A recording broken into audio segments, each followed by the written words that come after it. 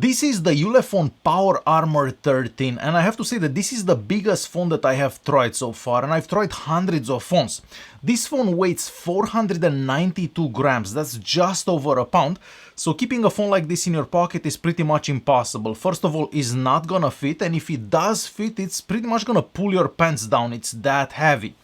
Now, you could buy a case for it, kind of like a case. This is what you could buy for it, so this attaches to your belt, but when you have the phone on this, the phone becomes even bigger. So of course, this phone is not gonna be for everyone.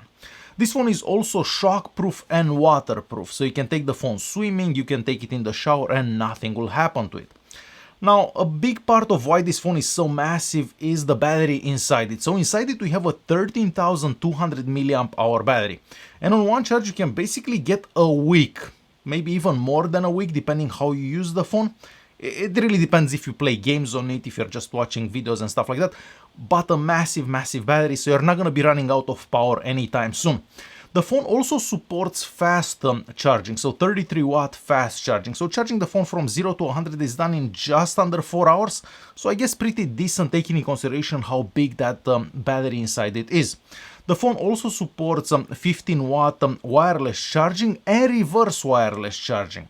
So what is reverse wireless charging? Well, if you place another phone on the back of this one, of course the other phone has to support wireless charging, you can charge other devices from this one. So you can charge smartwatches, you can charge headphones, for example, earbuds, anything that supports wireless charging. This is a feature that we've seen for some flagships like the Samsung Galaxy S21. Just to give you a better idea of how big this phone is, this is how an iPhone 12 looks next to it. So you can see it is much bigger, and as I said, it is extremely heavy. On the front here we have a 6.81 inches IPS panel that has a 1080p resolution. The viewing angles are great on it, the colors look super vibrant, and the screen does seem to get bright enough so the phone can be used outdoors. So a better screen than most other ROG devices that I've been seeing lately. And at the top here we also have a little notification LED, something that we don't typically see these days. Design-wise, well, this phone looks like most ROG phones that we've been seeing over the past 3-4 years, so nothing that impressive about the design. We have a lot of plastic on the back, on the sides we have some metallic plates, and we have some kind of rubberized plastic on the corners here, so that would help if you'd be to drop the phone. On the back there we have 4 cameras, we also have 5 LEDs, so those LEDs do get quite bright, so you can use them as a flashlight. And we also have the speaker on the back here, and even though the speaker gets quite loud, well, the speaker is always pointing away from you, so whenever you're holding the phone like this to watch a video, for example, the sound is kind of pointing away from you. Now at the top here we have an infrared range finder, so if I turn this on, I can basically point it at the camera. And you can measure the distance from the phone to a wall or something like that, so this could come in handy if you work in construction. Another very unique feature, something that I haven't seen for any other smartphone, I don't think I have, is an attachment on the side here where you can attach an endoscope. So this one here, I believe you have to buy this separately. So basically this is a very long camera that you can control from the phone, and you can look into pipes, you can look under objects and stuff like that. That little camera has 4 LEDs and you can adjust the brightness.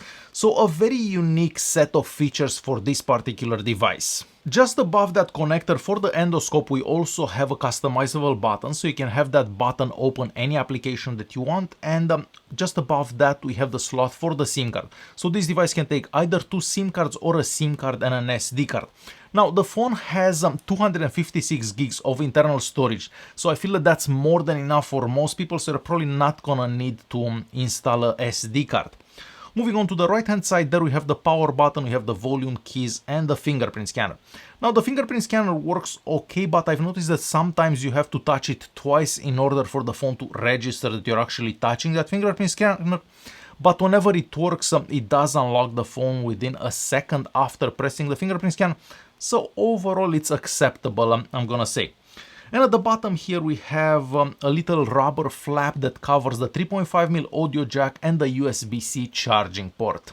Moving on to cameras, well, we have a lot of cameras. On the back there we have the main camera, we have an ultra-wide camera, a macro camera, and then we have another camera that's used for portrait mode pictures, and of course we have the selfie camera. Now, like most ROG devices, you're not gonna be buying this phone for its cameras. Overall, I find that the cameras are pretty average. Now, if you do have plenty of light, the pictures do turn out quite decent, maybe just as good as some other more expensive devices, but as soon as you don't have enough light, the pictures become kind of grainy, and even though we do have a night mode in there, the phone just doesn't do good if you take pictures in low light. So overall, I'm gonna say the cameras are pretty average. As for video recordings, the maximum recording is 4K at 30 frames per second, but at that resolution we don't have image stabilization. So if your hand is shaky, if you're walking or anything like that, your footage will look a bit shaky. So overall, the cameras on the back and on the front of this phone are pretty average, I'm gonna say. Performance-wise, well, this is one of the most powerful ROG devices that I've tried so far. So this phone is powered by the MediaTek Helio G95 that's paired with 8 gigs of RAM. So plenty of RAM and a pretty powerful CPU. And for those of you that like benchmark scores, well, this device gets an Antutu benchmark score of just under 350,000.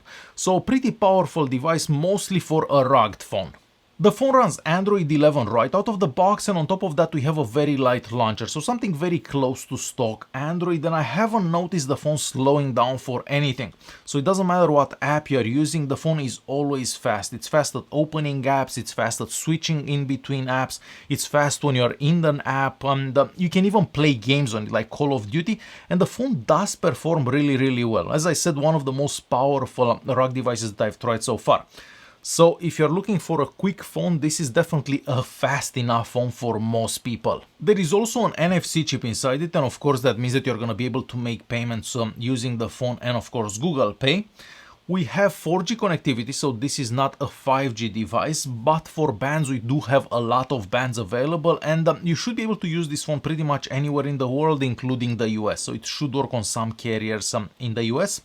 We also have more sensors than most other devices that I've been trying lately, and I've also tried, of course, the GPS unit in it, and it takes about a second to find your location. If you're outdoors, it takes a bit longer if you're indoors, but once your location is found, it doesn't seem to lose it.